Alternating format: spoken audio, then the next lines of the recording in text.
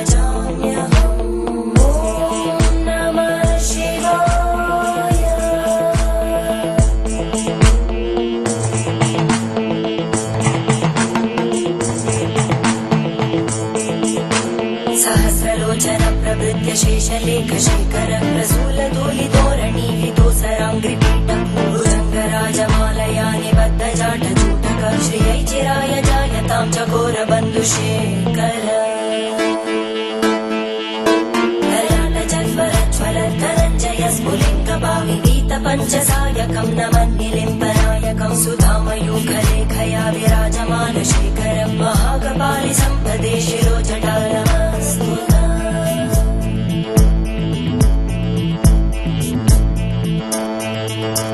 करालभालवट्टिका दगद्दगद्दगज्ज्वलद्धरञ्जयाहुतीकृत प्रचण्ड पञ्चसायके हराधरेन्द्रनन्दिनी कुचाग्रचित्रपत्रकार कल्पनैकशिल्पिनी त्रिलोचने रतिर्मम नवीनमेघमण्डली निरुद्धदुर्गरस्फुरद्गूनिशीतिनी तमप्रबन्धबद्धकन्दर निलिम्बनिर्झरिधरस्तनोतु कृत्तिसिन्धुर कलानिधानबन्धुर श्रियं जगद्दुरन्दर।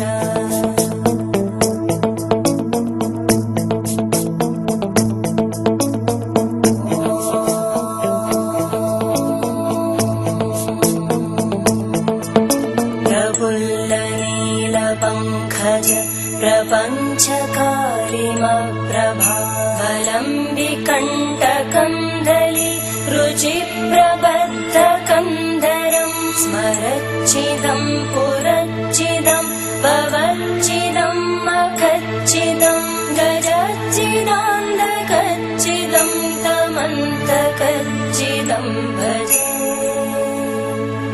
अखर्व सर्वमङ्गला कलाकदम्बमञ्जरी रसप्रवाहमाधुरी विजृम्भणा मधुव्रतं स्मरान्तकं पुरान्तकं भवान्तकं मखान्तकं गजान्तकान्तकान्तकं तमन्तकान्तकं भजे।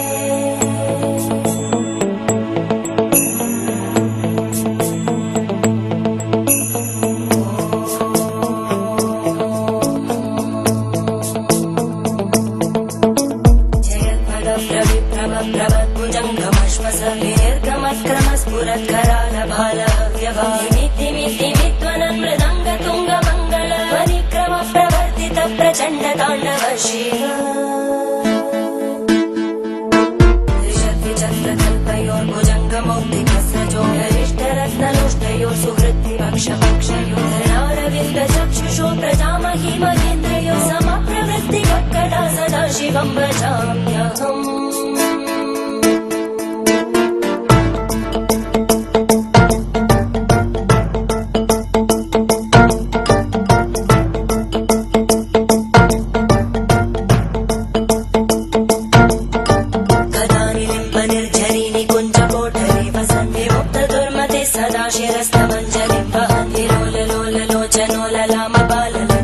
शिवेति मन्त्रमुच्चरन् कदा सुखी भवाम्यहम्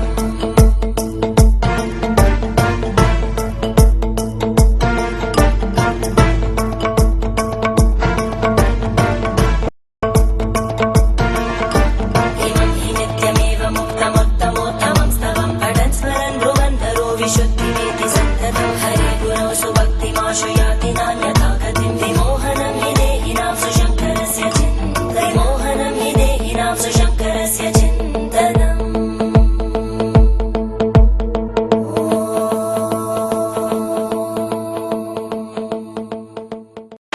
આજે આપણે જે સ્થળ ઉપર ઊભા છે એને સ્કંદ મહાપુરાણમાં મહીસાગર સંગમ ગુપ્ત તીર્થ નામથી એનો ઉલ્લેખ મળે છે. આ સ્થળ ઉપર 7 નદીઓનું સંગમ થાય. પૂર્વ દિશામાંથી મહીસાગર, ઉત્તરમાંથી સાબરમતી, વાત્રક, મેશ્વોક, ખારી, ચંદ્રભાગા અને હાથમતી. આ નદીઓ બધી ભેગી થઈને આ સ્થળ ઉપર પૂરી થાય છે. અહીંથી સામેના ભાગમાં ખંભાત શહેર દેખાય અને આ બાજુ કંબોઈ સ્તંભેશ્વર મહાદેવનું મંદિર છે. એનો સ્કંદ મહાપુરાણની અંદર એવું લખેલું છે કે કાર્તિક સ્વામીએ તારકાસુરનો વધ આ જગ્યાએ કરેલો. એનો વધ કર્યા પછી એમના મનમાં એવો પશ્ચાતાપ થયો કે અમે ભગવાન શિવજીના ભક્તનો વધ કર્યો એટલે અમે પાપ કર્યો અને આ પાપનો પ્રાયશ્ચિત કરવા માટે ભગવાન વિષ્ણુના કહેવાથી એમને ભગવાન શંકરની આ જગ્યાએ આરાધના કરેલી. ને ભગવાન શિવ આ જગ્યાએ પોતાના પુત્રને પ્રસન્ન કરવા માટે સ્વયં પ્રગટ થયા અને ભગવાન શિવજીએ કાર્તિકેયને વરદાનો આપ્યા.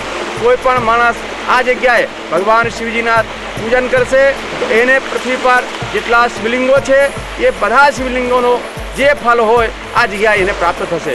અને પૂર્ણિમા હોય, અમાવસ્યા હોય, સૂર્યગ્રહણ હોય, ચંદ્રગ્રહણ હોય અને વૈદૃતિ યોગમાં કોઈ પણ માણસ આ શિવલિંગનું પૂજન કરશે તો એને પૃથ્વી પર જેટલા શિવલિંગો છે બધા શિવલિંગોના પૂજનનો જે ફળ હોય એને આ જગ્યા પણ પ્રાપ્ત થશે.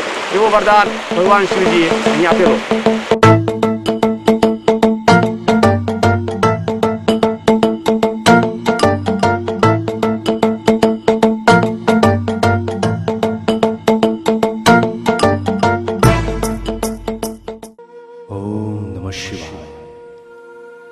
ભગવાન શિવ ભરતા કરતા અને હર્તાના રૂપમાં પૂજાય છે. ભારતીય સંસ્કૃતિમાં 33 કરોડ દેવોમાં સૌથી વધુ આરાધ્ય દેવોના દેવ મહાદેવ. ભગવાન શંકર માટે એમ કહેવાય છે ક્યાં તેઓ સ્મશાનમાં રહે, ક્યાં પહાડ પર રહે, ક્યાં એકાંતમાં જંગલમાં રહે. વડીલો કહેતા હતા શિવની વાડી સદા ઉઘાડી, અર્થાત શિવજી જ્યાં પણ રહે ત્યાં બધું ખુલ્લું જ હોય. મહાદેવને ભોળાનાથ અમસ્તા જ નથી કહ્યા. ભોળાનાથ ષોડશોપચાર પૂજન કે હોમ હવન કરો તો જ પ્રસન્ન થશે તેવું નથી. ભોળાનાથની ભક્તિ માટે ભાવપૂર્વકનો જળાભિષેક જ બસ છે. શિવલિંગ ઉપર ભક્તિભાવથી જળાભિષેક કરો એટલે ભોળાનાથ પ્રસન્ન. આમ જો અમસ્તા જળાભિષેકથી મહાદેવ પ્રસન્ન થતા હોય તો એમના શિવલિંગ ઉપર 8 નદી અને દરિયાદેવનો સંગમ જળાભિષેક કુદરતી રીતે અને દિવસમાં 2 વખત થતો હોય તો આવી પવિત્ર જગ્યાએ મહાદેવની કેવી કૃપા થતી હશે. પરંતુ આવું ભોળાનાથ મહાદેવનું પ્રાગટ્ય પૃથ્વી ઉપર ક્યાં મળે?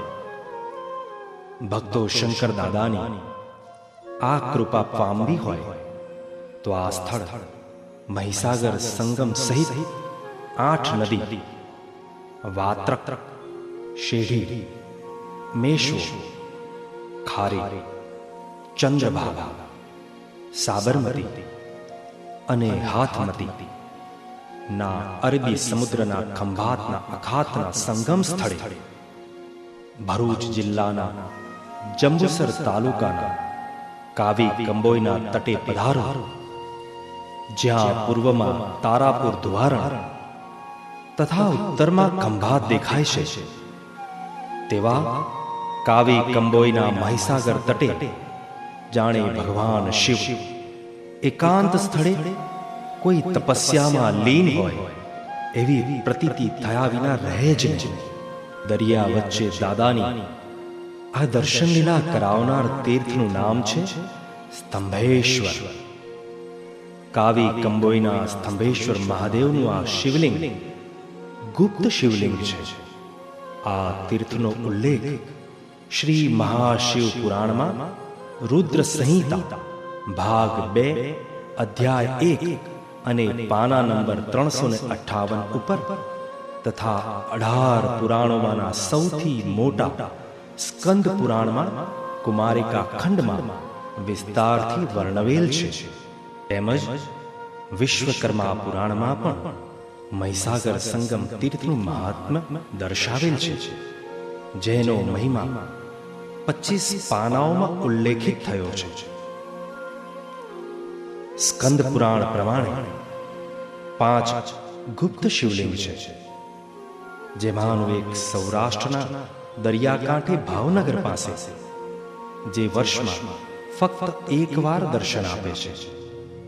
બીજું તે કાવી કંબોઈ મહાસાગરના સંગમ કાંઠે બાકીના 3 શિવલિંગ મળ્યા નથી. 24 કલાકમાં 2 વખત દરિયાની ભરતી સાથે આ શિવલિંગ પાણીમાં સમાઈ જાય છે અને ઓટ થવા સાથે ક્રમશઃ એ શિવલિંગના દર્શન થાય છે.